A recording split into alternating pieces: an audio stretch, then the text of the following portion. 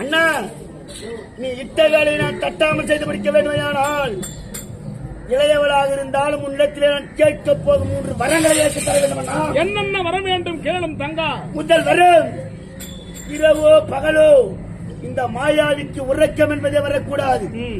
இரண்டாவது வரம், திருப்பதி மாநகரத்தில் உன்னுடைய ஆலயத்தை ஒரு நாளைக்கு நான் 9 முறை உலா வர வேண்டும். மூன்றாவது வரம், உன்னை பார்ப்பதற்காக 6 மலைகளை கடந்து 7வது மலைக்கு கோடான பக்த கோடி உனக்கு வருகிறார்களே, அனைத்து பக்த கோடிகளும் இந்த காளிகா தேவியை தரிசித்த பிறகுதான் உன்னையே தரிசிக்க வேண்டும். திருப்பதி மாநகரத்தில் முதல் திகழ்வு காளி கோபுரமாக கட்டுமண்ணா.